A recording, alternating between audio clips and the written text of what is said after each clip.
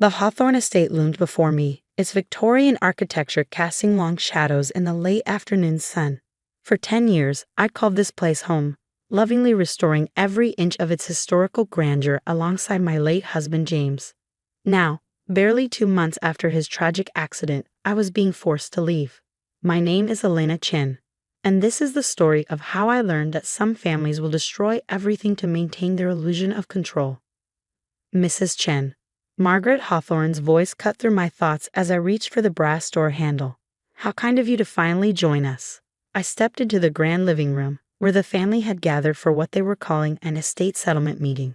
Margaret sat in her late husband's leather armchair like a queen on her throne, her silver hair perfectly coiffed, her expression a masterpiece of practiced disdain. The room held memories of happier times, holiday gatherings, summer parties, quiet evenings with James in front of the fireplace. Now it felt like a courtroom, with Margaret as judge, jury, and executioner. "Alana, dear," she said, her voice dripping with false sympathy.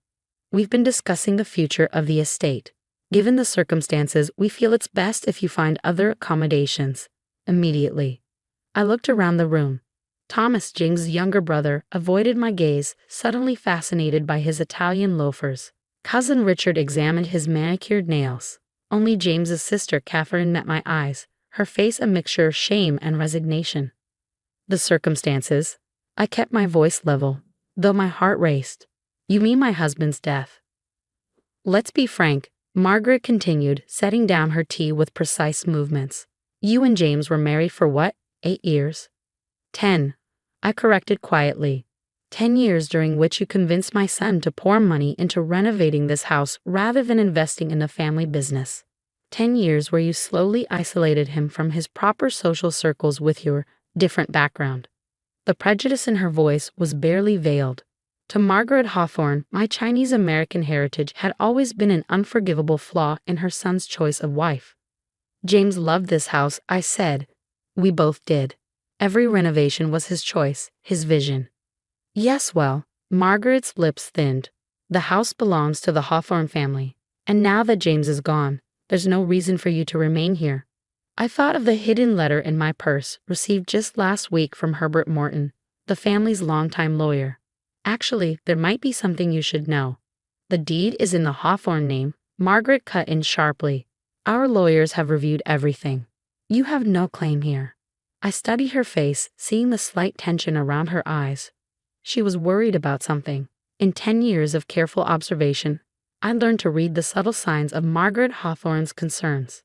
Furthermore, she continued, pulling out a thick folder. "We've documented every questionable expense, every renovation cost that exceeded the approved budgets. The board of the Hawthorne Foundation is prepared to launch a full investigation into potential misuse of family funds." Ah, there it was, the threat she'd been building to. "You wouldn't want that kind of scrutiny, would you, Alana? All those contractors you hired, all those decisions you influenced James to make. It would be unfortunate if the authorities had to get involved." I thought again of Herbert Morton's letter, safely stored in my safe deposit box along with other carefully collected documents.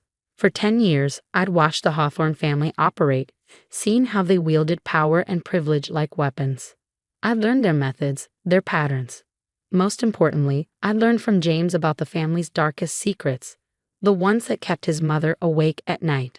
"Of course not, Margaret," I said softly. "I'll pack my things." Her smile was triumphant. "Wise choice.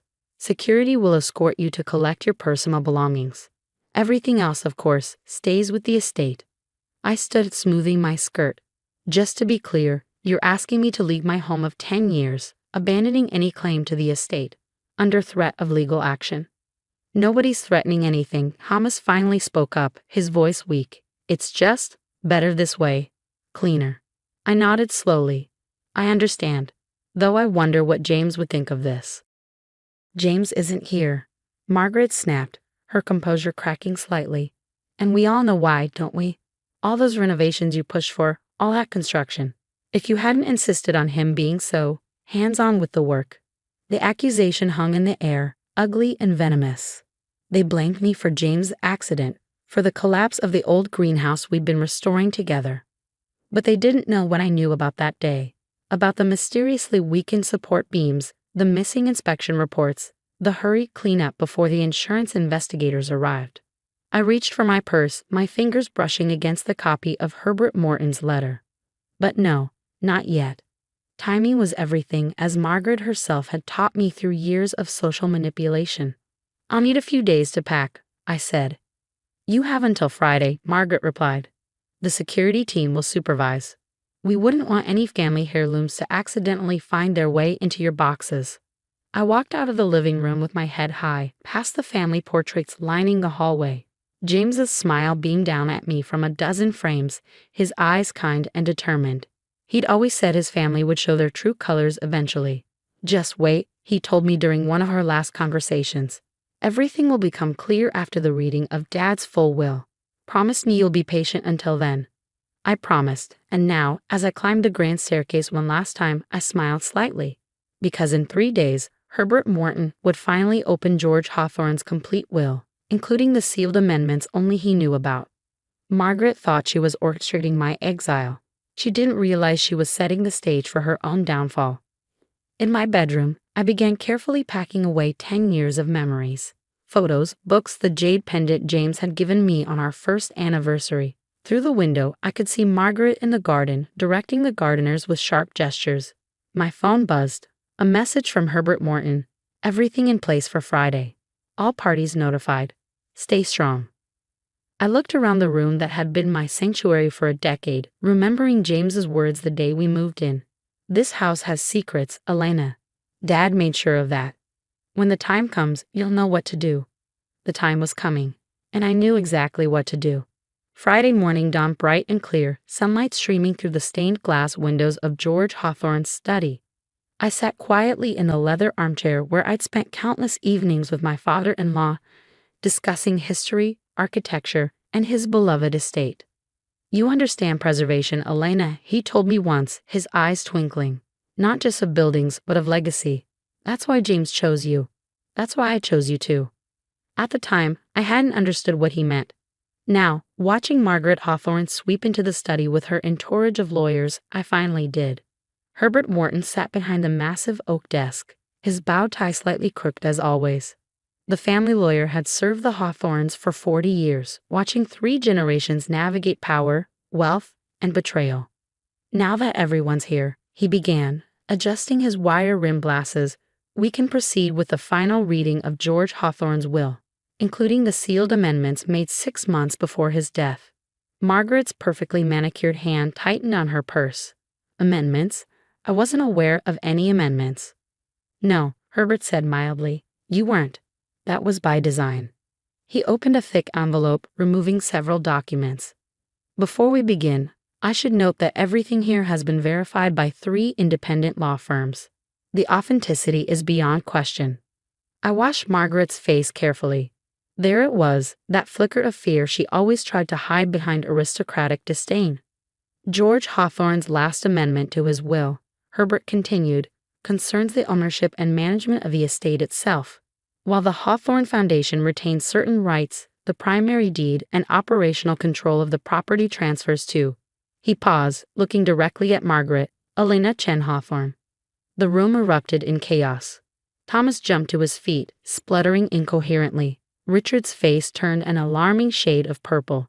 But Margaret's reaction was the most striking. She went completely still, her face draining of color. "That's impossible," she whispered. Herbert held up a hand. "There's more.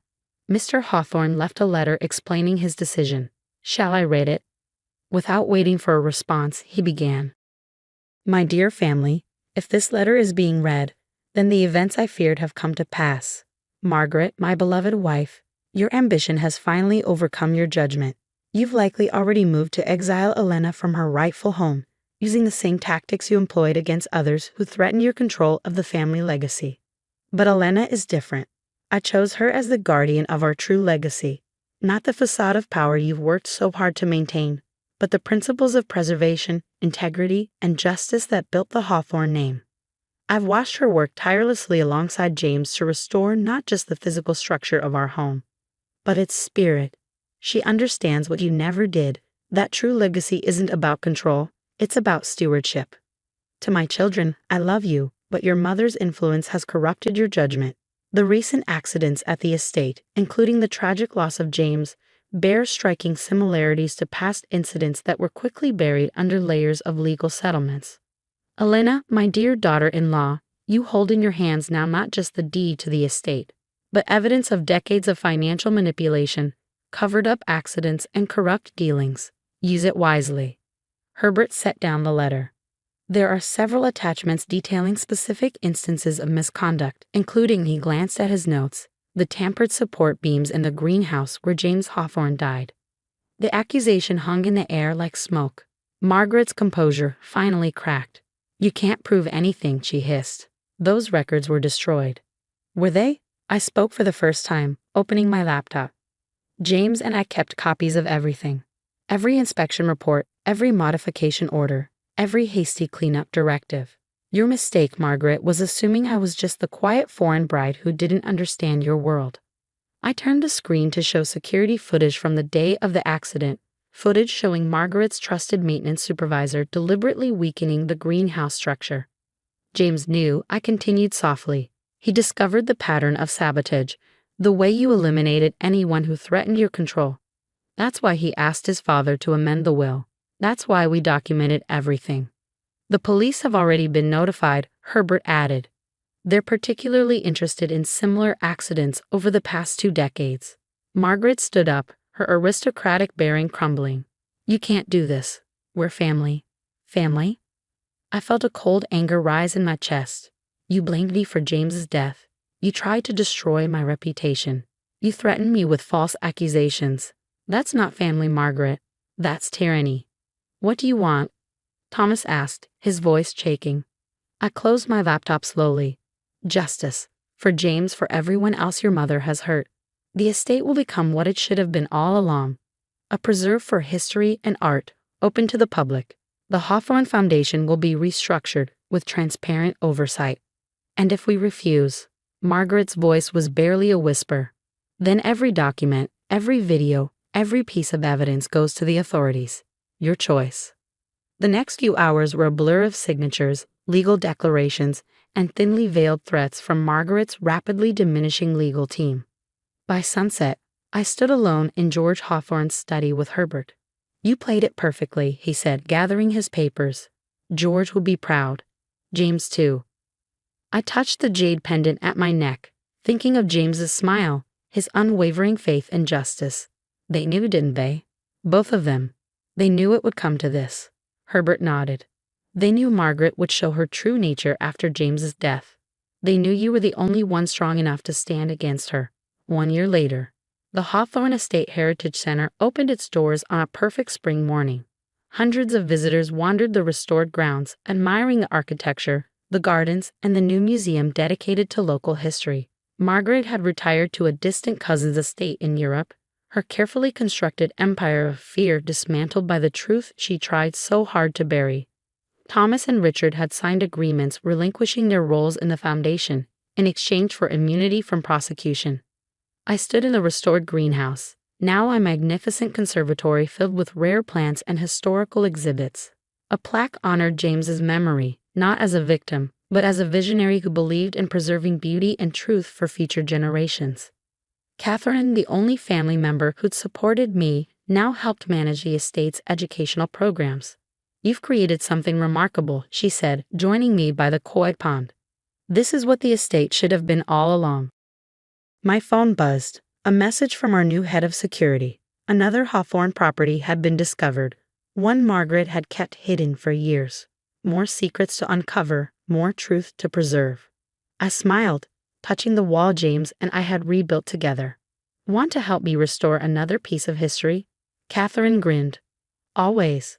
That evening, I sat in George Hawthorne's study, my study now, looking through old family photos. James beamed from every frame, his eyes full of the same passion for preservation and justice that had drawn us together. You were right, I whispered to his image. Everything did become clear after the will reading. And look what we've built from the truth. The setting sun painted the room in amber light, warming the oak panels James and I had restored by hand.